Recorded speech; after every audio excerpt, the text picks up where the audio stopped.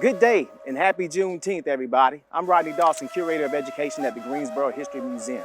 And upon taking this job, one of the tasks I was given was connecting the narratives, the stories of our past and how it shaped our present day Gate City. And one time I was asked to do that by this group, and they say, Rodney, we want you to look at the game of golf in the city of Greensboro. And upon researching the two, the one name that kept popping up was that of Dr. George Simpkins Jr. There was a Dr. George Simpkins Sr., his dad. Both were dentists, but Jr. was a dentist turned activist. We won't have time to get into it now, but he headed up a case that integrated Gillespie Park that made it all the way to the Supreme Court. He had to meet with the head of NAACP Legal at the time, Thurgood Marshall, and he also met with the Attorney General at the time, Bobby Kennedy. But the case went to the Supreme Court, and he also led a case against Moses Cone Health Systems, and that case ended up setting the precedent to integrate public health hospital systems nationwide. And I thought to myself, how come I didn't know more about this in school? I learned a little bit, but not that great detail. So it sparked a mission in me and a purpose in me to find out more. And I began to recognize that Greensboro is a beacon of social justice. So many things have happened here. If you examine the history, you might find it mind-blowing as I did. But so many great things, and I asked myself why. Greensboro was one of the few places in the South that attracted African Americans here. We had the great migration that went further north and west and Midwest. We had quite a few that stopped here. It's because we were one of the few places that you could really establish a family. We had primary schools. In 1929, we got our first high school, Dudley High School. We had our colleges here, particularly the Bennett Bells. And we had, if you're not from here, we call it North Carolina A&T. If you're from here, we call it A&T or just plain T. But we had all these wonderful institutions and had a strong middle class and had an African-American upper and middle class, and they worked and lived together, celebrated, communed together. And that was partly due to redlining, but it was also partly due to a purpose to seek something better as a community. And so that's led to some great history makers in our community. And we had a program recently, the Greensboro History Museum, honoring those history makers. And I met a lady, a wonderful lady, who's known throughout the community as the Black historian. She has the archives in her home. What you're gonna see later on is only not even a third of what she has, but she has items going back for 50 years, from the rotary phone to the multiple irons you had to put on the stoves in order to iron, and the washboard, and the Jet and Ebony magazines. You remember those, everybody. I had one in my house. I think every Black family had one on the coffee table in the living room. And if not in the home, you had it at the local beauty salon or barbershop. Speaking of beauty salon, look up Mako Beauty College, operated in Greensboro from 1935 to 1969, had its own dorm rooms, basketball team, but check it out, a little bit more of history. But I had to get Shirley Simmons, the Black historian, on the podcast show, History Notes, and so we invited her to come. I asked her, what do you want to call it? She said, past, present, and future. I said, what do you want to have it? She said, what about Mcgirt-Horton Library?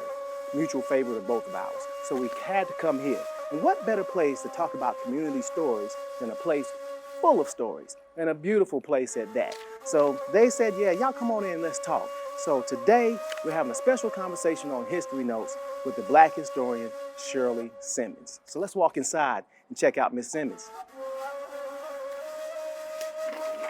I had this passion for history a long time, but it came greater into my mind after I retired, because I had a lot of the history items and things that foreparents used back in the day. We're going to start with the past. This is the past. I know some of you all remember the old ebony magazines when they were big ones. Well, here's one on the table. And I know that you remember, some of you might remember, this spelling book. This spelling book is old, and I mean old, because all the words go in one line. You have a family, things were passed down to you, and you passed down these narratives and these stories to your kids. Why do you think it's so important to share these narratives? You know, back in the African villages, they used to call us the griots, the storytellers, and their job was to pass this information along. Why has it been so important for you to be a griot in our community? It's important because it let this younger generation know what our foreparents had, what they didn't have, what they don't know now that needs to come into focus. Now, at this table, we tried to set it up where it would be past, present, and we don't know what the future holds. Only God knows that. But here's some boards of some of the history people that was of the past. Of course, you see the scientist, Charles Drew, because he was one of the ones that worked with the Red Cross. And then there was musicians. Everybody knew Marian Anderson, and they called him Louis, well, his name was Louis Armstrong, but they called him Satchmo. Then we have Eddie Blake, he's passed. Then we have Frederick Douglass, of course. And then we have Martin Luther King, Harriet Tubman. And when you further down the line, you will see the quilt that was made for the traveling of her. On this table is a quilt that my aunt made, like I said, in Jersey. And each pattern she did by hand. And it's the travels that Harriet Tubman did with the Underground Railroad. The quilt was lost for 2 weeks. She kept calling me, asking me, did I get the quilt? But she didn't say, did you get your package? She didn't tell me what it was. I said, no, I ain't got no package. She said, well, I sent it 2 weeks ago. I said, well, I ain't received it. She said, well, I got to track it down because it's something you need. I did not know she was going to make this quilt for me. But she knew I was doing Black history, and she know I like it. I love it. It's my passion. So she made this quilt, and I finally got it. And she labeled each pattern what Harriet Tubman did and the way she traveled with the slaves to get them through. You're welcome to look at it. I have a picture of Harriet Tubman. This is a picture of her getting the slaves through. She's got her gun, because she carried her gun, to get them through. Well, when I was young, we could ride a city bus, but we'd have to sit in the back of the bus.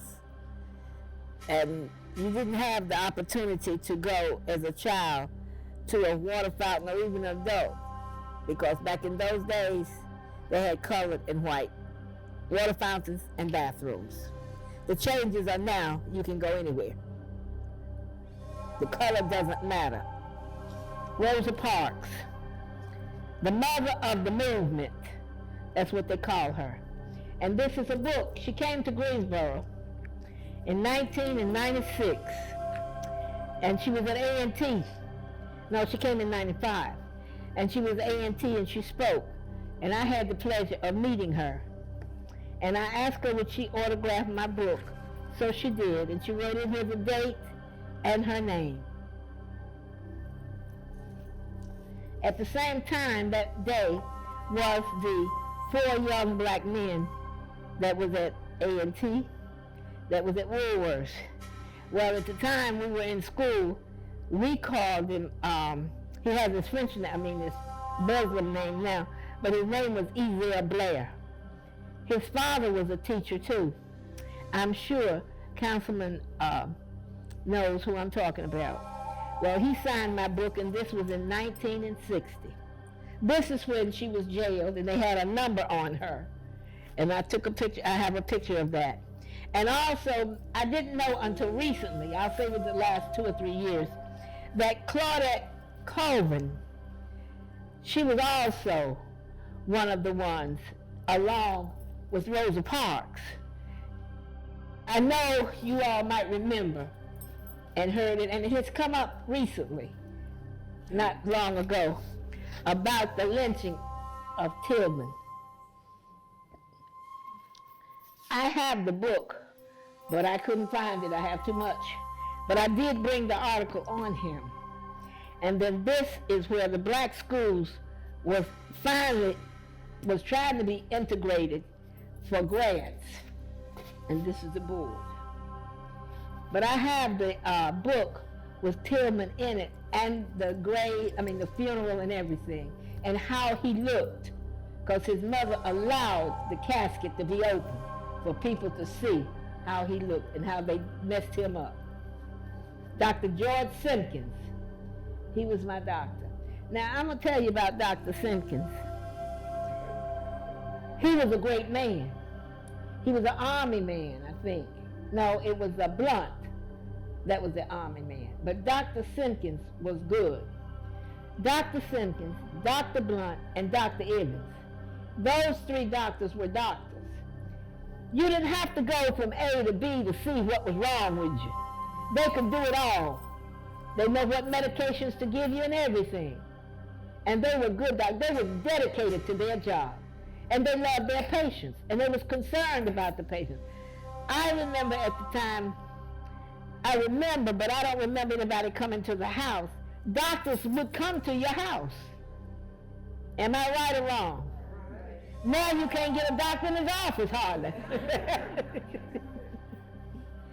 So that's the change that has come about. That's how I came with the title, the past, the present, and hoping for the future, because none of us knows what the future holds.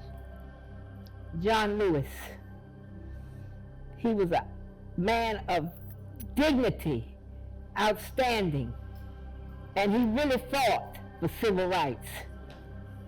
I have the whole history of him in this book, and his life and the travels. Now, you can turn the pages, be very careful, but it's in this notebook. And some of the pictures are graphic because of how they would beat him, and they hit him in the top of the head. And that scar was still there when he died. But it tells the history of him and all the things that he went through. With Greensboro changing and still changing, in your lifetime, what changes have you seen in Greensboro that have been meaningful? For one thing, now, even at the present time, Pillar has been torn down and it's supposed to be redone. My second school that I attended was Washington Street, but now it's called the Monastery School. That was my second school. My first school was Lutheran, which is Lutheran College. That's religious. But it has been restored and redone. So that is some of the changes as well. Name some of the changes you've seen as far as the devices that we've used, particularly the technology, the phones, the items, everyday household items. Talk about that. These are all the old facts. This is the past. Now, some of y'all might know some about these things, some might not. The washboards is what, back in the day, what the elderly people used to wash the clothes, scrub them, and they would be white. The irons, there was no electricity. They used the irons to set on the hearth of a fireplace. They'd have 3 or 4 at one time. One get cold, they put it back on the hearth, put another one, and it'd be hot. The telephones, people didn't have telephones back then either. But the telephones came a little later. Well, when the phones came, then they used the rotary phones, which you had to ring around, and they had 2 and 3 people to talk at one time. It wasn't no just one person. You'd have to wait your turn, is what they would call it, I guess. That was back in the day. A churn.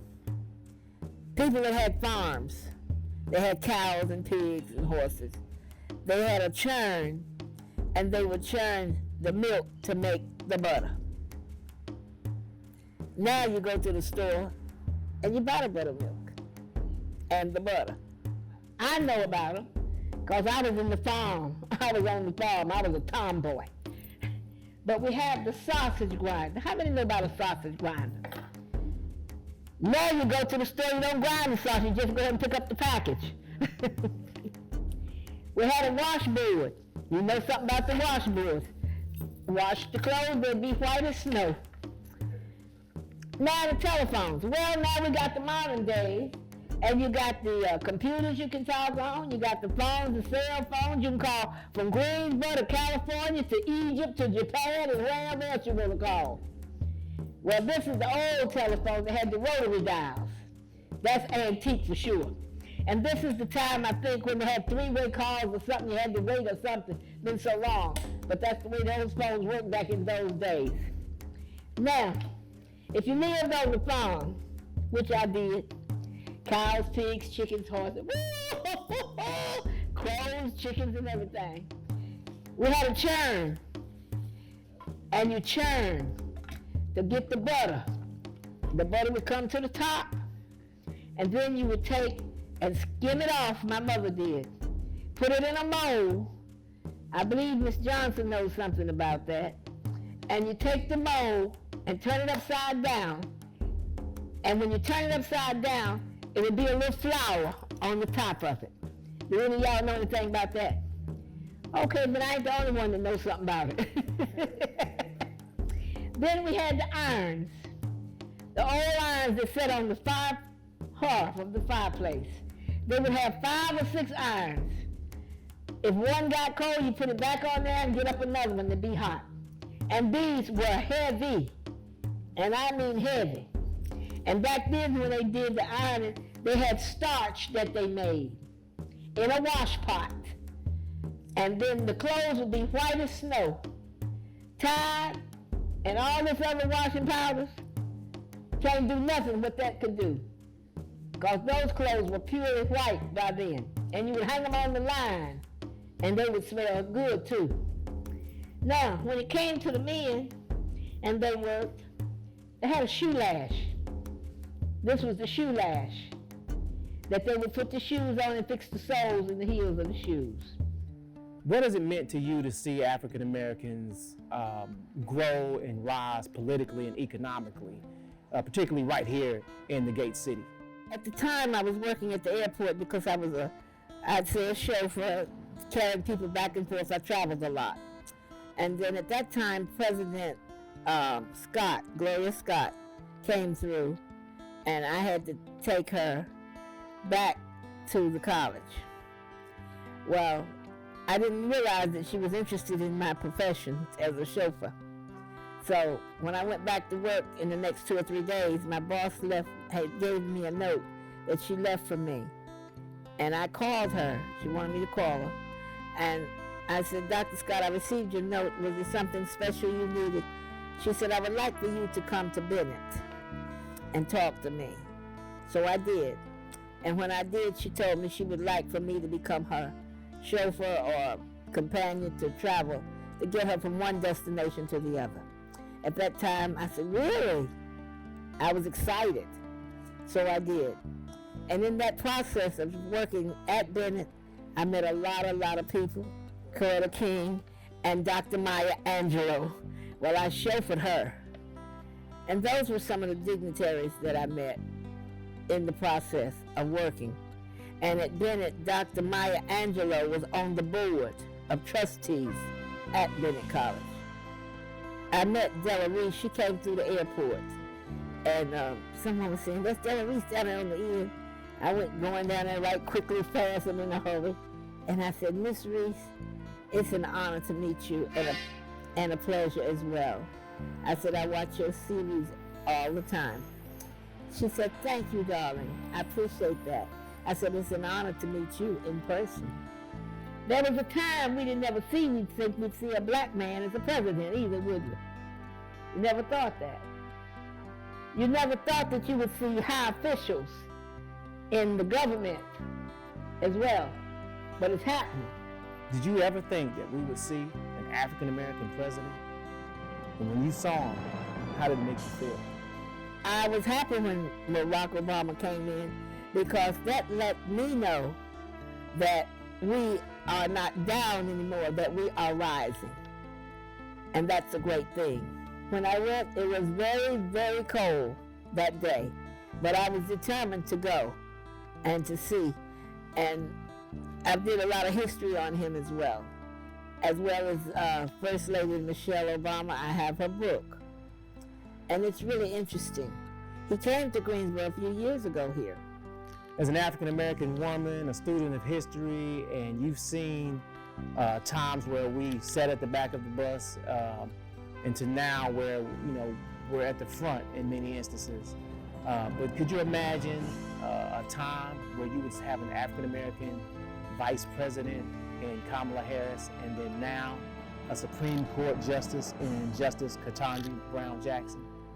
It's a great thing from where we came from to where we are today. And we are still rising. And as the future holds, we hope to continue to rise. Because it's an advantage, it's a learning experience, and something we need.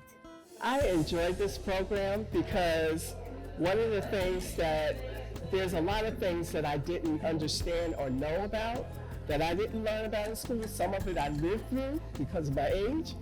And so I really, really just enjoyed these women, you know, Shirley coming up and presenting and doing what she does. And she has shown us the past, the present, and we all know that we don't have the future yet, but we have the present, which is today.